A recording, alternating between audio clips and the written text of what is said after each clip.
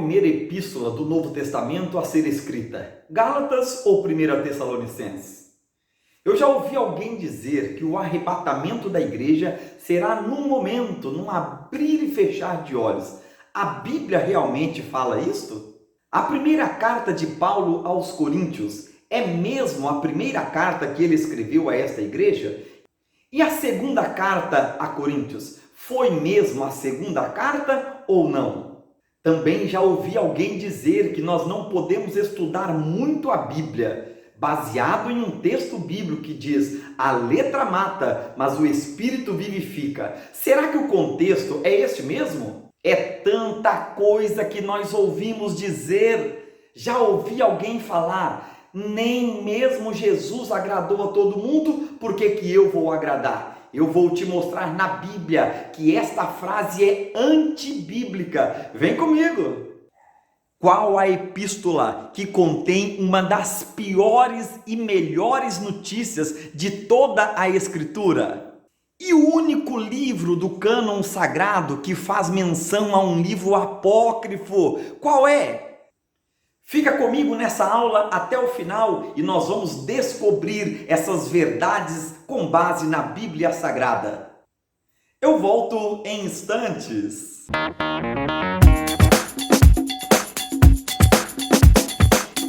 A paz do Senhor, meus irmãos, eu sou o evangelista Enéas Alcântara e você está no meu canal, Enéas Alcântara, EBD direto ao ponto. Temos trazido material diferenciado nesse ramo e eu tenho certeza que estamos aqui esmerando para fazer o melhor para você e ter um diferencial também nessa área de estudos bíblicos da escola dominical. Venha conosco, assista os nossos vídeos que você com certeza irá gostar. Quero aqui deixar o meu abraço ao pastor Livercino, da cidade de Diadema, bairro Piraporinha, a Assembleia de Deus ali de Piraporinha. Todo o meu abraço a vocês, aos pastores, aos obreiros desta igreja e a todos os membros, meu carinho muito grande. Pastor Livercino foi um homem que há 20 anos atrás Deus usou para que pudesse levantar um discípulo no seu lugar. E nem imaginaria, estaria eu hoje aqui sendo grato ao Senhor por um simples gesto do meu professor de escola dominical, pastor Livercino, quando ele disse assim: domingo que vem a abertura está para que um aluno dê um tema da lição. E eu de pronto levantei a minha mão, ele me deu a oportunidade na próxima aula e foi uma benção. Os irmãos gostaram e eu pude, após a saída do pastor Livercino, substituí-lo. Isso é uma honra para o irmão Livercino, tenho certeza disso. Haja visto que é um privilégio muito grande nós obreiros poder formar discípulos. Irmão Livercino, está aqui um discípulo do Senhor levando avante aquilo que eu aprendi contigo. Meu abraço do fundo do meu coração a você e a toda a sua família. Vamos lá então, sem delongas, a lição de hoje é a lição de número 12. As epístolas instruem e formam os cristãos. Penúltima aula desse primeiro trimestre de 2021. Vamos comigo ao texto áureo.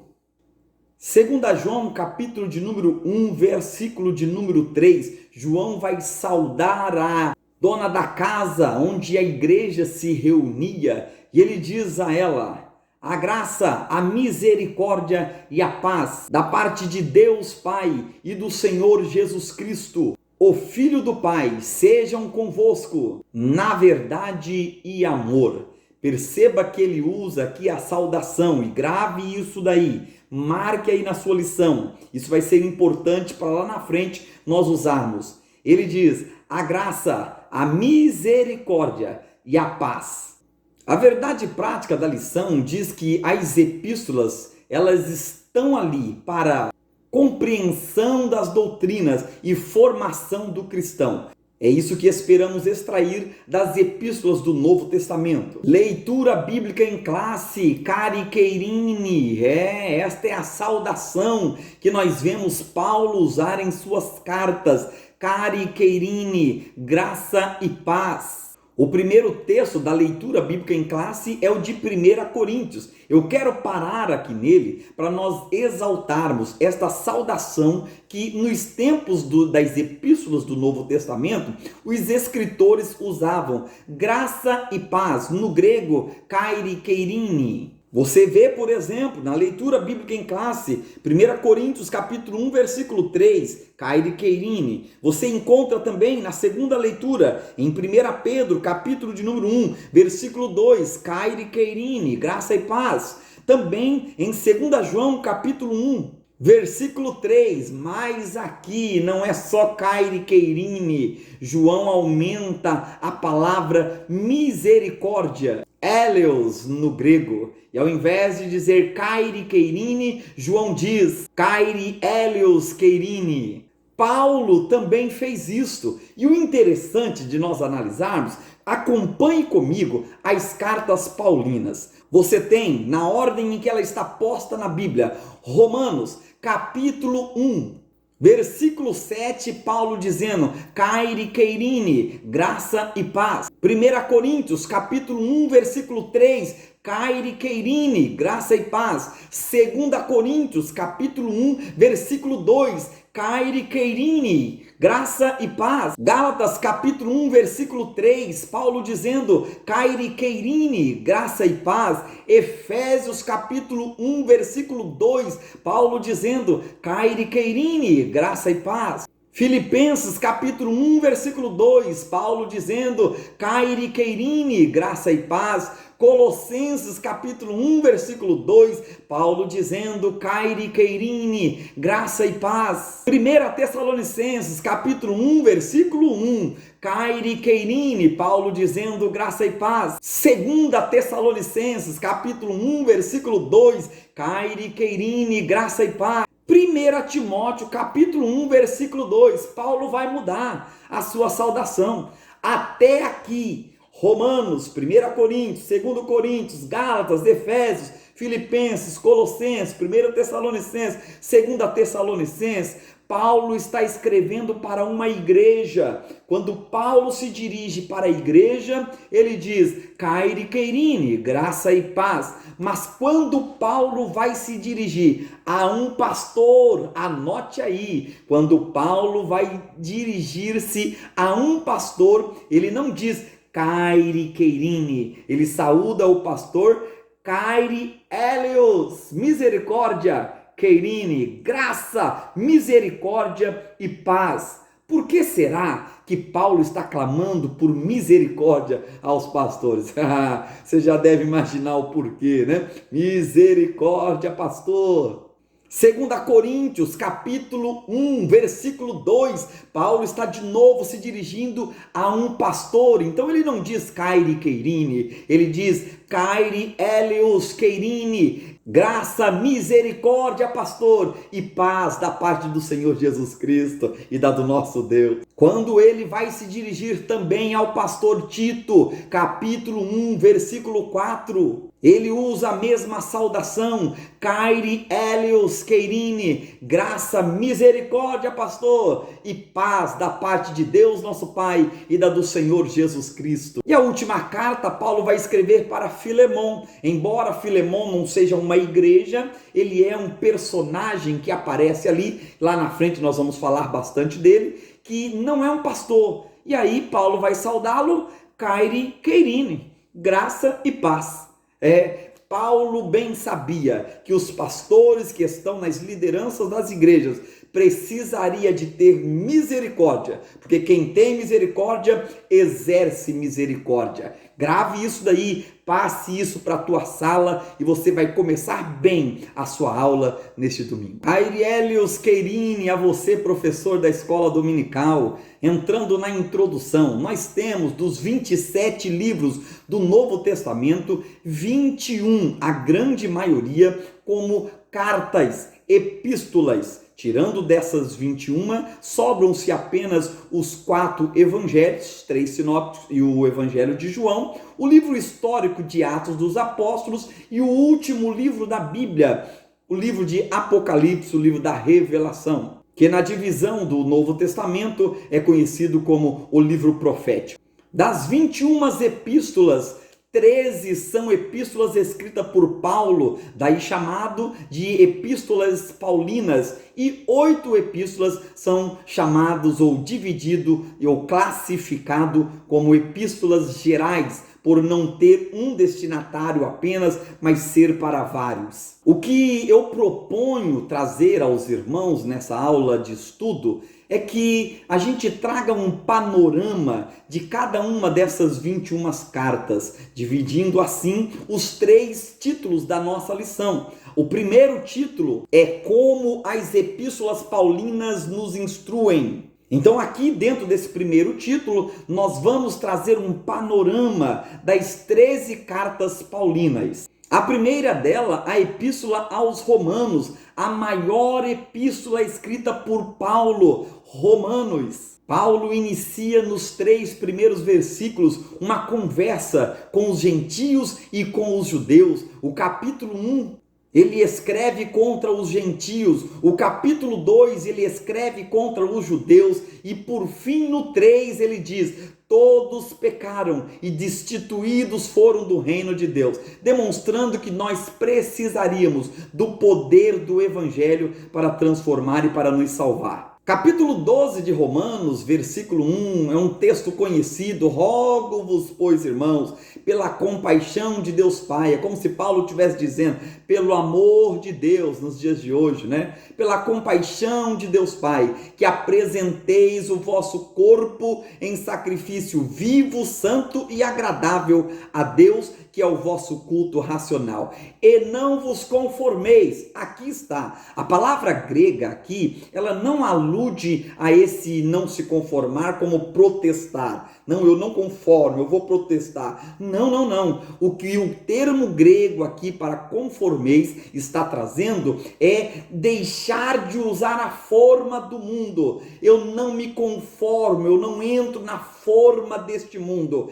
Eu sou diferente. Não vos conformeis, não entre na forma do mundo, mas transformai-vos pela renovação do vosso entendimento. Para quê? Para experimentar a boa, perfeita e agradável vontade de Deus. Saia da forma do mundo que você vai experimentar esses mistérios de Deus para a tua vida. O capítulo 16 aos Romanos vai trazer aqui o escriba da carta, Tércio. Ele diz que está escrevendo aquela carta e saúda os irmãos. Olha bem, a gente percebe aqui que Paulo ele tinha uma dificuldade na visão. Haja visto por conta disso, melhor dizendo, é que ele usa Tércio como seu escriba. Obviamente que quem falou, quem comunicou toda a mensagem de Romanos ou aos Romanos foi o próprio Paulo, mas Tércio é quem escreve de próprio punho. Você percebe a dificuldade de Paulo no seu problema de visão, quando ele escreve, por exemplo, aos Gálatas, no capítulo 6, no versículo 11, vede com quão grandes letras eu vos escrevo de próprio punho. Então Paulo tinha, obviamente, um problema de visão que o dificultava quando ia escrever. Ele usava outros para lhe auxiliar ou escrevia com letras grandes. 1 Coríntios. É mesmo esta carta a primeira que Paulo escreveu aos Coríntios? Não, a resposta é não. No capítulo 5, no versículo 9, Paulo fala da primeira carta que ele escreveu aos Coríntios. Essa carta se perdeu por algum motivo, não foi encontrado o pergaminho em que ela foi escrita, se perdeu e infelizmente nós não a temos. Vamos a alguns capítulos chaves de ensinamentos que Paulo traz nessa carta. Capítulo de número 12, ele diz assim: irmãos, eu não quero que sejam ignorantes acerca dos dons espirituais. E Paulo, então, ali, para não nos deixar ignorantes, ou seja, sem saber a respeito de um assunto, afinal, esta é a definição correta da palavra ignorante, e não como algum pensam, né, que é estúpido. Não é estúpido. Estúpido é uma coisa, ignorante é outra. Todos nós somos ignorantes acerca de alguma coisa. Ser ignorante é não saber a respeito de algo. Porém, a respeito dos dons espirituais, Paulo deixa bem claro: irmãos, eu não quero que vocês sejam ignorantes. Então, no capítulo 12, ele passa a descrever os dons espirituais que são atuais e que precisamos buscá-los nos dias de hoje, porque eles aí estão para o aperfeiçoamento e crescimento da igreja. No capítulo 13, Paulo vai falar do amor, o amor ágape, a caridade. Temos 3 tipos de amor: o ágape, o eros e o filhos. Ágape, amor incondicional. Eros vem de erotismo, é o amor que o esposo sente pela esposa, a esposa pelo esposo. E o filhos vem de amor parental, é aquele que nós sentimos pelos nossos filhos, os nossos filhos por nós, pais. No capítulo 13, Paulo vai tratar do amor ágape, o amor incondicional, a caridade. Essa palavra caridade é a que melhor traduz a palavra amor na língua portuguesa. No capítulo 14, Paulo vai tratar das profecias e das línguas estranhas. Na aula passada, nós trouxemos aí um estudo a respeito das línguas estranhas. No capítulo de número 10, aqui está um ponto da nossa chamada. Você já deve ter escutado alguém dizer assim: nem Jesus agradou a todo mundo, por que eu vou agradar? Eu vou mostrar na Bíblia que esta frase é uma frase mentirosa. Biblicamente posso te provar que Jesus agradou sim a todo mundo. Vamos comigo, 1 Coríntios, capítulo de número 10. O último versículo é o versículo 33. 1 Coríntios, capítulo de número 10, versículo 33. A Bíblia diz assim: assim como eu agrado a todos os homens em todas as coisas. Quem está escrevendo? Paulo. Então vamos lá. Paulo está dizendo: assim, eu estou usando aqui a Bíblia BKJ, a Bíblia King James, a Bíblia mais próxima do original, escrita ou traduzida do original para o inglês em 1611. Assim como eu agrado a todos os homens em todas as coisas, não buscando o meu próprio proveito, Paulo está dizendo, mas o de muitos, para que assim possam ser salvos. Muito bem, uma interpretação bem clara e simples aqui é que Paulo está dizendo para a igreja de Corinto: eu, Paulo, em tudo agrado a todos, ok? O próximo versículo que se segue a esse é o capítulo 11, versículo 1. Sede meus imitadores, como também eu sou de Cristo. Opa, vamos lá. Se Paulo em tudo agradou a todos, e em seguida ele já diz: sede meus imitadores, como eu sou imitador de Cristo, logo Jesus agradou a todo mundo, sim. As pessoas que não se agradavam do que Jesus estava dizendo, mas tudo que ele dizia era para agradar o povo e mudar e transformar a vida deles. Muitos não quiseram e não aceitaram, e até hoje muitos não se agradam de Jesus, mas ele agradou em tudo a todos, assim como Paulo também. Ainda em 1 Coríntios, que na verdade deveria ser chamar, 2 Coríntios, 1 Coríntios, capítulo 15, versículos 51 e 52, vai desmistificar uma frase falada por muitos assembleanos. Você já deve ter escutado nos púlpitos aí da sua igreja: o arrebatamento de Cristo será num abrir e fechar de olhos. Opa! Não está escrito isso na Bíblia. Não tem isso em toda a Escritura Sagrada.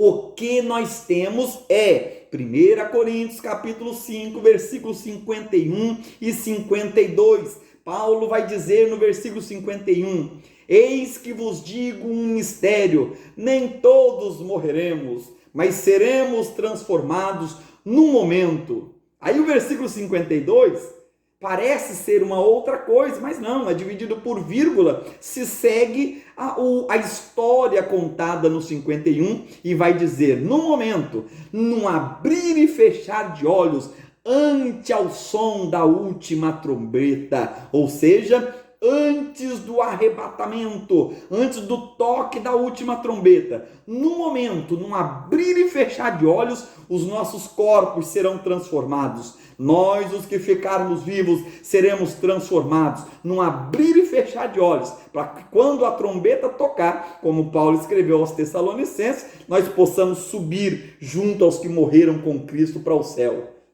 Então vamos lá. O que a Bíblia diz é que o nosso corpo de nós que ficarmos vivos será transformado no momento, num abrir e fechar de olhos, e não o arrebatamento da igreja. Você deve estar falando assim, mas o que significa a palavra arrebatamento? Sim, é daqui que vem, a origem dessa frase.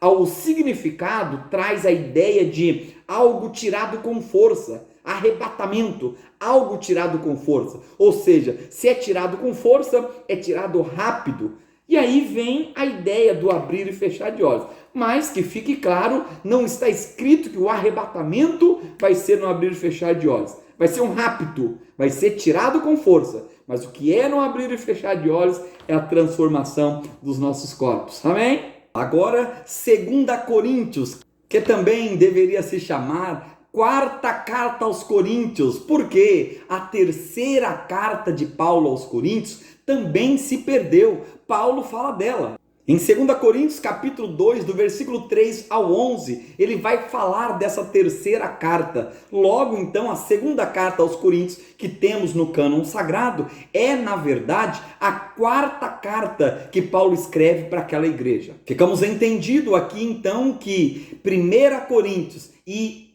3 Coríntios foram cartas que sumiram, desapareceram, ninguém conseguiu os seus escritos para trazer para os dias de hoje. Logo, então, temos duas cartas no cânon sagrado escrita para os coríntios, a primeira carta e a segunda carta, que deveria, na verdade, se chamar segunda carta e quarta carta aos coríntios. Na segunda carta aos coríntios, capítulo 3, versículo 6, temos um texto que por muitas vezes é tirado do contexto ou da sua exegese original. Muitos dizem ali, não podemos estudar muito a Bíblia, porque a letra mata. Como se letra ali fosse estudar bastante. Meu querido, vamos parar de ser preguiçoso, Vamos sim estudar a palavra de Deus, vamos estudar a Bíblia cada vez mais, afinal essa é a orientação da própria Bíblia. Medita nela de dia e de noite. A letra que mata ali em 2 Coríntios capítulo 3, versículo 6, na verdade é os 10 mandamentos e não os estudos. A letra, os 10 mandamentos mata, mas o Espírito vivifica. No capítulo 13, versículo 14 de 2 Coríntios, nós temos a nossa tão tradicional e amada bênção apostólica. Vamos lá, se você ainda não decorou, a graça de Jesus, o amor de Deus, a comunhão do Espírito Santo. Por que eu digo se você não decorou? Porque muitos, não que seja errado, mas confundem essas ordens aí.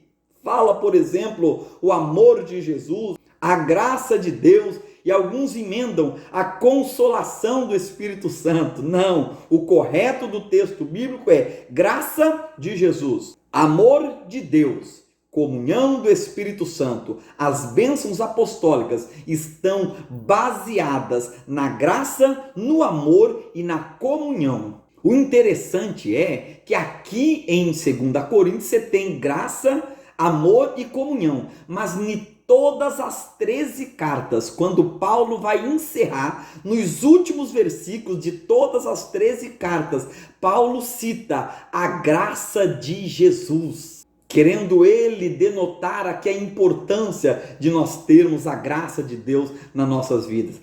Se não fosse a graça, aonde você estaria nesse momento? Qual a primeira epístola do Novo Testamento, ou seja, a mais antiga carta do Novo Testamento, escrita por Paulo? Alguns pensam ser 1 Tessalonicenses, porém há indícios muito fortes que a carta aos Gálatas seja a primeira carta escrita por Paulo, ou seja, a carta mais antiga do Antigo Testamento. Gálatas. Esta carta apresenta a salvação somente mediante a fé em Jesus Cristo. A data desta carta é de 49 depois de Cristo, antes do Concílio de Jerusalém. É aqui em Gálatas, no capítulo 2, versículo 11 ao 14, que Paulo vai tratar do confronto que ele teve com Pedro. Já no capítulo 5 aos Gálatas, Paulo trata das 19 obras da carne e do fruto do Espírito Santo. Agora vamos falar da carta de Paulo aos Efésios, conhecido como um hino à sabedoria. É nesta carta que contém uma das piores notícias de toda a Escritura Sagrada. Que notícia é esta? Vocês estavam mortos em suas transgressões e pecados. Porém, é também aqui em Efésios que contém uma das melhores notícias de toda a Bíblia Sagrada. Todavia, Deus nos deu vida com Cristo. Essas notícias estão no capítulo 2 aos Efésios. Capítulo de número 6, Paulo vai tratar do primeiro mandamento com promessa. Primeiro mandamento com promessa. Vós, filhos, obedecei aos vossos pais, para que te vá bem e viva muitos tempos na face da terra. Talvez você já deva ter mentido em uma festa de aniversário. Vai numa festa de aniversário aí, de uma criança que é desobediente, de um adolescente, um jovem desobediente, e é obrigado a cantar no parabéns, né? Muitas felicidades, muitos anos de vida. Mas para ter muitos anos de vida, não é somente fazer um bolinho e cantar parabéns. Não. Tem que obedecer os vossos pais. Efésios capítulo 6. A carta aos Efésios, juntamente com a carta aos Filipenses, aos Colossenses e a Filemon, formam uma classificação de epístolas paulinas chamadas de cartas da prisão. Paulo teve 2 anos presos em Roma, em uma prisão domiciliar. Como funcionava esta lei romana? O próprio preso, para aguardar julgamento, era obrigado a alugar uma casa e ficar em prisão domiciliar, ou seja, Paulo alugou uma casa,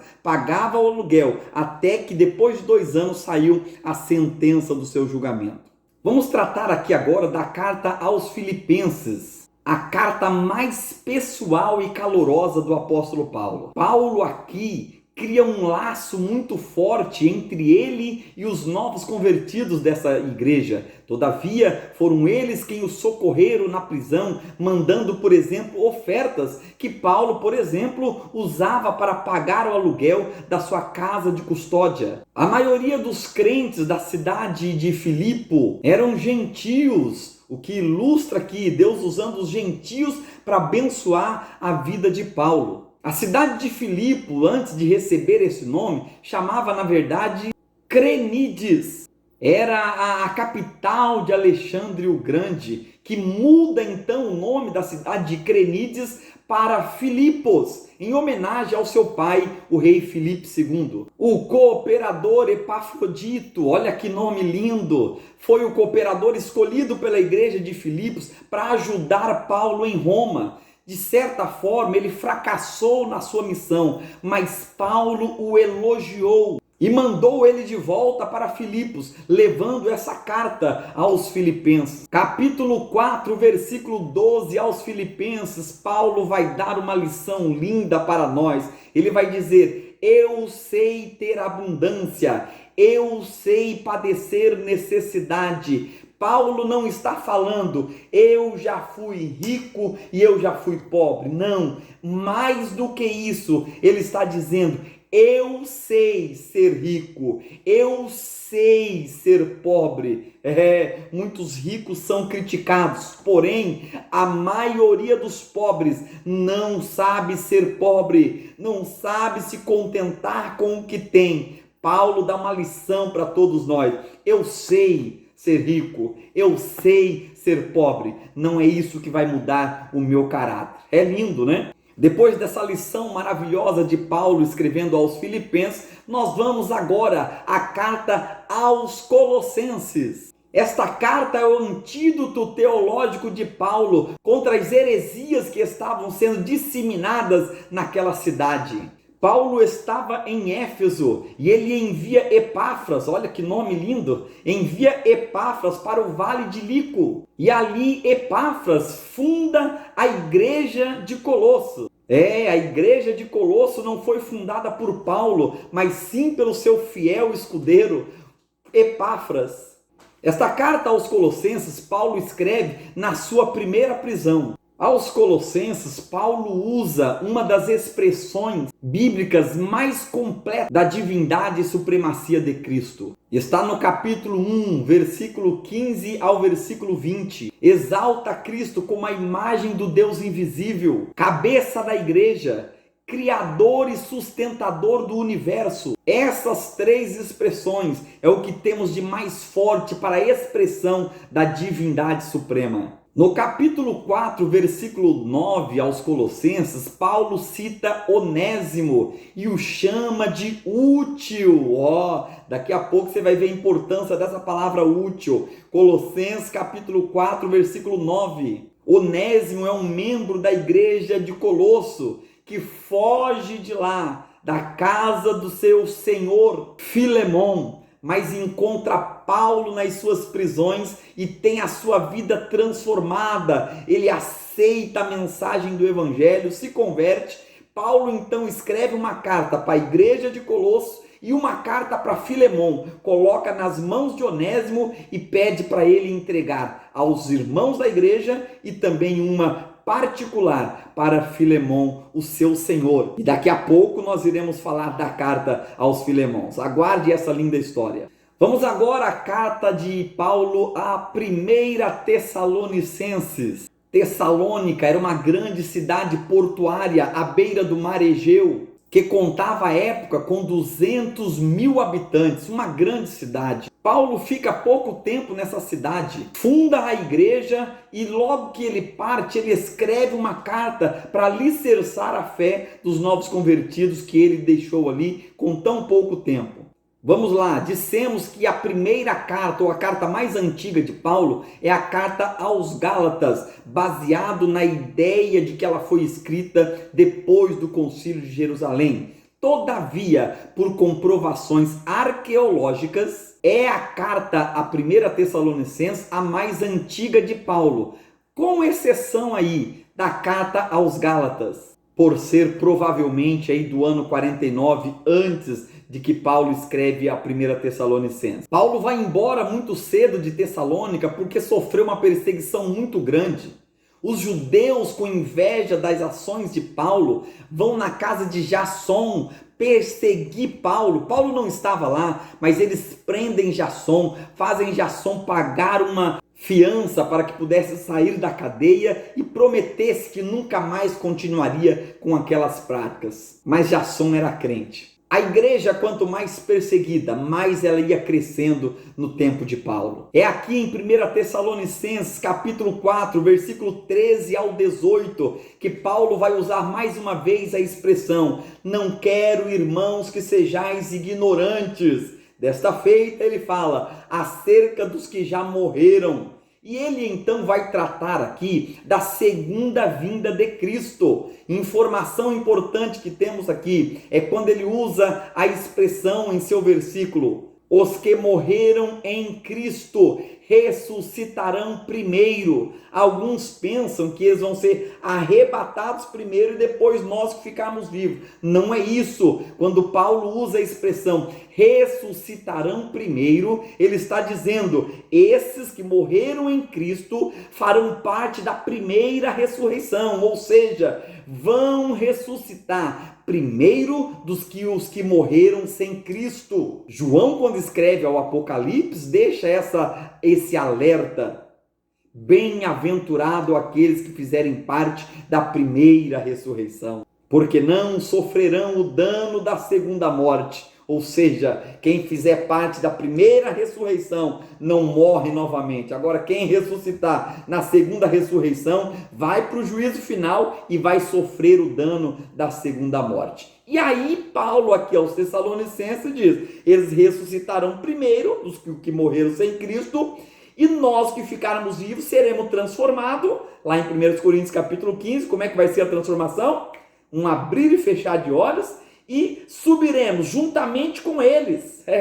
Nós com um corpo transformado e os que morreram em Cristo ressuscitados. Vamos subir junto a encontrar o Senhor no bema, nos ares, no pódio, para recebermos então ali as nossas coroas no grande tribunal de Cristo. Vamos então agora a 2 Tessalonicenses. 2 Tessalonicenses é uma carta que reforça a primeira. Todavia, deixa claro que ela foi escrita pouco tempo depois da primeira carta, o que indica que realmente era mesmo um reforço àqueles irmãos. Temos dois indícios aqui para isso. Primeiro, que na primeira e na segunda carta, ele cita Silvano e Timóteo estando com ele. O segundo indício é que em 2 Tessalonicenses, capítulo 2, versículo 15, ele cita a primeira carta, bem perto da escrita desta segunda. No capítulo 3, versículos 6 ao 12, alguns desordeiros, com a desculpa de que não tinha sentido trabalhar, uma vez que a vinda de Cristo estava perto,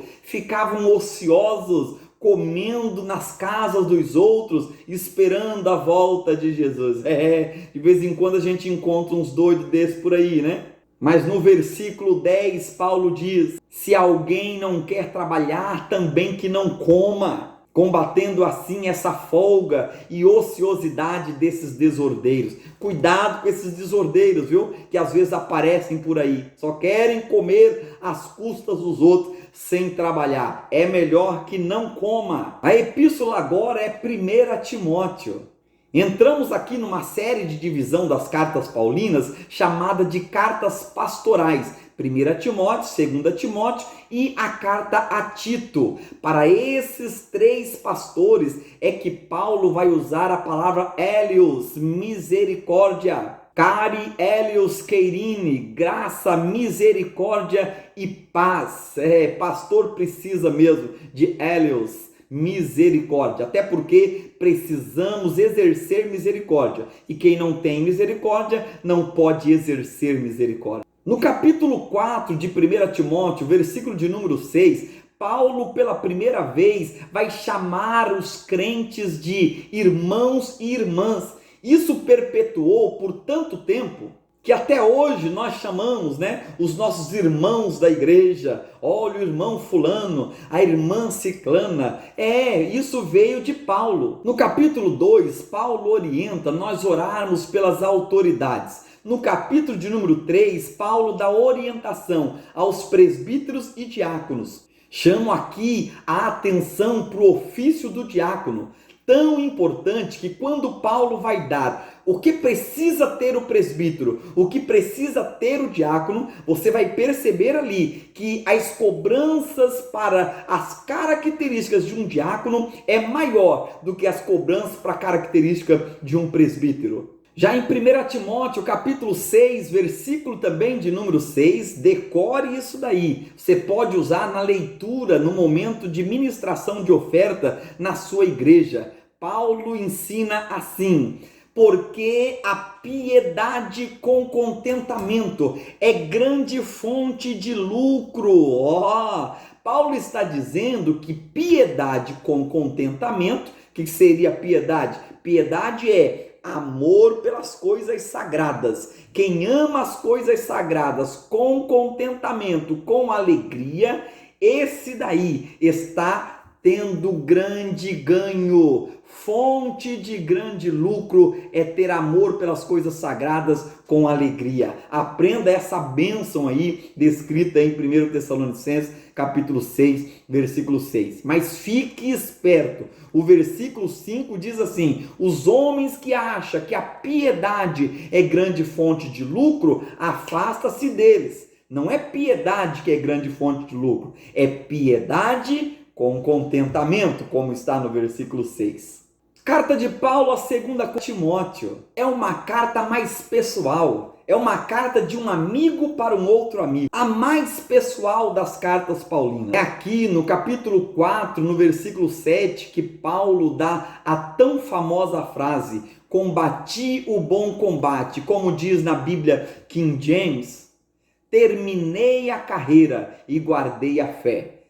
Porque algum fala acabei aí, né? Pode se confundir, falar acabei com a carreira. Tem gente que guarda a fé, tem gente que combate o bom combate, mas acaba com a carreira. Cuidado para você não acabar com a carreira, né? Termine a carreira e guarde a sua fé. Carta pastoral de Paulo a Tito. Cari Helios Queirini, graça, misericórdia e paz, Tito. É em Tito, no capítulo 2, no versículo 11, que você vai ler no masculino. Porque a graça de Deus se há manifestado, trazendo salvação a todos os homens. A graça de Deus não foi manifestada em Maria, em Isabel, nessa ou naquela. A graça de Deus se há manifestado em Jesus Cristo. Também aqui em Tito, capítulo 2, versículo 14, é quando Paulo vai escrever dizendo que Deus virá purificar para si, não como alguns exegetas querem colocar no texto, um povo especial,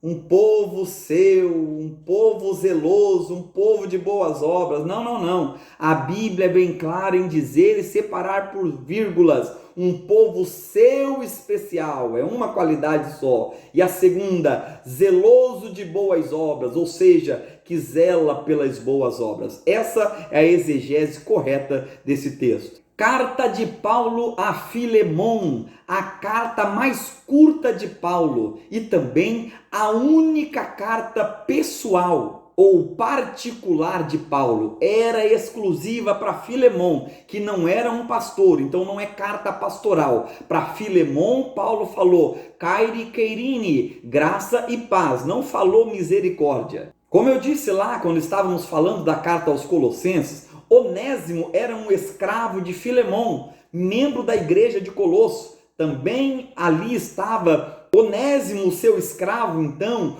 rouba Filemon e foge para Roma. E lá em Roma, Onésimo tem um encontro com Paulo, se converte ao Senhor e Paulo manda Onésimo voltar para Colosso, levando a carta aos Colossenses e levando a carta para o seu senhor Filemon, porque agora ele tinha se convertido. Onésimo no grego significa inútil.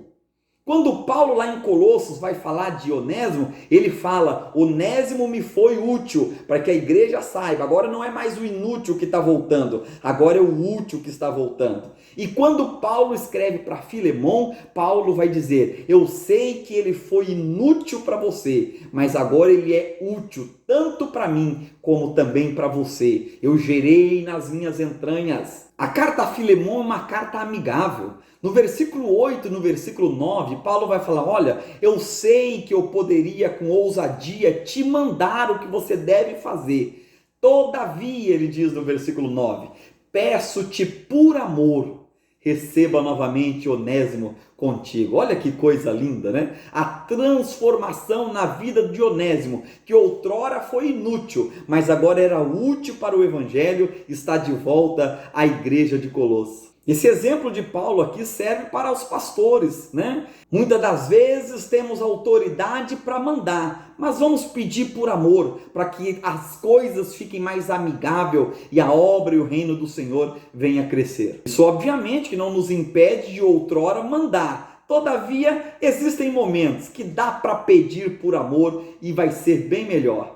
Encerramos aqui o primeiro título da lição, que trata das cartas paulinas. Falamos de 13 cartas. Vamos lá agora, 8 cartas gerais. O segundo subtítulo é Como as epístolas gerais nos formam. Na ordem que o pastor Douglas Batista coloca na lição, temos a primeira carta gerais aqui, 1 Pedro. E essas cartas são chamadas de gerais, essas 8 que iremos falar, porque ela não tem um endereço próprio, mas sim vários. Por exemplo, 1 Pedro escreve para os cristãos estrangeiros que estavam dispersos no Ponto, na Galácia, Capadócia, Ásia e Bitínia. os irmãos da região norte da Ásia Menor. Nesta carta, Paulo nos ensina a ser fiel e nos instrui a ser fiel, mesmo em meio a grandes perseguições. O escritor aqui dessa carta é o mesmo Pedro dos Evangelhos, discípulo de Jesus. No capítulo 5, ao encerrar a carta, versículo 12, o autor, ou melhor, o escritor coloca por Silvano, ou seja, aqui há duas possibilidades. A primeira é de que Silvano tenha sido o que ajudou a escrever a carta para Pedro. E a segunda possibilidade é que Silvano seja o portador dessa carta aos irmãos estrangeiros cristãos, que estavam dispersos. No capítulo 5 de 1 Pedro, no versículo 13, ele dedica a carta dizendo assim, aos irmãos da igreja em Babilônia, ou a igreja que está em Babilônia. Na verdade, Babilônia aqui é uma forma secreta de se referir a Roma. Ele estava dedicando à igreja de Roma.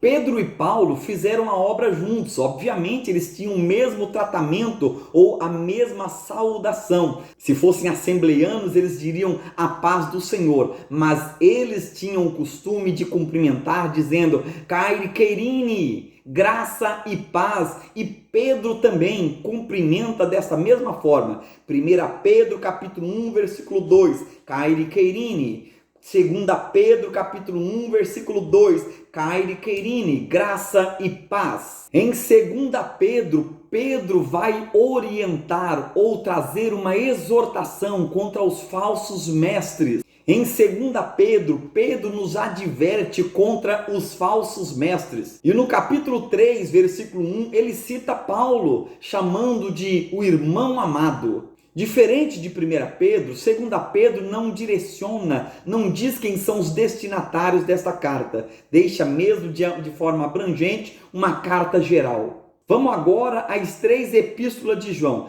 1 João, o autor é o mesmo discípulo amado, escritor do 4º evangelho, Evangelho de João, também escritor do livro de Apocalipse. Possivelmente, João, ele escreveu quando estava em Éfeso. É lindo perceber o amor de João aqui, quando ele diz o propósito da sua carta. E ele diz assim, para que a vossa alegria seja completa, ou seja, estou escrevendo para que a vossa alegria seja completa. Guarde essa frase. Nessa carta, ele também adverte contra os falsos mestres, e a primeira carta de João, na verdade, não tem aparência de uma carta, não se parece como uma carta, não se inicia como inicia uma carta. Veja que no primeiro versículo ele já dá uma diferenciação, já começando a carta doutrinariamente, e ele dá uma diferenciação linda ali, a diferença de ver e contemplar. Ele diz o que era desde o princípio, o que ouvimos, o que vimos com os nossos olhos e o que temos contemplado. Veja que aqui ele deixa claro que ver com os olhos e contemplar é diferente. Ver significa observar, olhar. Agora, contemplar é olhar atentamente, olhar demoradamente. Contemplar é admirar, apreciar. É diferente de ver. É desta forma que João começa a primeira carta. Em 2 João, capítulo 2, versículo 1, ele ensina algo que muito está se perdendo dos nossos meios, das pessoas que falham em nossas igrejas. Os crentes pecam e se afastam da igreja, se afastam da ceia, se afastam dos cultos, se afastam do conjunto que ele fazia parte. Para de ir à igreja. Mas João, no capítulo 2, do versículo 1, ele diz, filhinhos, não pequeis, porque essa é a recomendação de toda a Bíblia. Fuja do pecado, vai e não peques mais. Jesus ensinou assim. Então João vai na mesma linha. Filhinhos, não pequeis. Aí ele diz, mas se pecar, tendes um advogado junto ao Pai, Jesus Cristo o justo. Leve essa mensagem para os alunos da sua classe. Filhinhos, não pequeis. Mas se pecar, não se afasta da igreja não. Se pecar, você tem um advogado perante o Pai, Jesus Cristo, o justo. Não há causa imperdível para ele. Segunda carta a João. Aqui João dedica à senhora eleita, que pode ser a igreja ou também uma senhora que era dona da casa onde a igreja se reunia para cultuar. Todavia, João, essa deve ser a melhor opção, porque ele diz também aos seus filhos que amo. Lembram que na primeira carta, João escreve com o propósito de que para a alegria do povo ser completa. Já nessa segunda carta, João diz: eu vou ter com vocês, para que a vossa alegria seja completa. Então ele não escreve muito, porque diz: eu vou ter com vocês, para que a vossa alegria seja completa. Olha que coisa interessante aqui em 2 João. João usa 6 palavras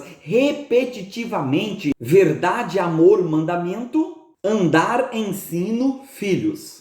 E aqui ele deixa uma mensagem clara. João fala para seus filhos andarem na verdade, obedecer os mandamentos de Cristo, amarem uns aos outros e guardar os ensinamentos de Jesus. 6 palavras que ele usa repetitivamente nessa carta. Livro de 3 João, o menor livro do Novo Testamento. 3 João é o último livro da Bíblia a ser escrito, ou seja, é o livro mais novo do cânon sagrado. A carta tem um tom amável, mas de cunho administrativo. Ele orienta e encoraja Gaio, talvez um pastor que estivesse sob a sua responsabilidade, enaltece o testemunho de Demétrio, que é o portador dessa carta, e chama atenção para o mau caminho de Diótrefes, um obreiro que era sedento por poder, mandando afastar desses costumes. Carta aos Hebreus. Muitos pensam ser Paulo o escritor dessa carta, porém,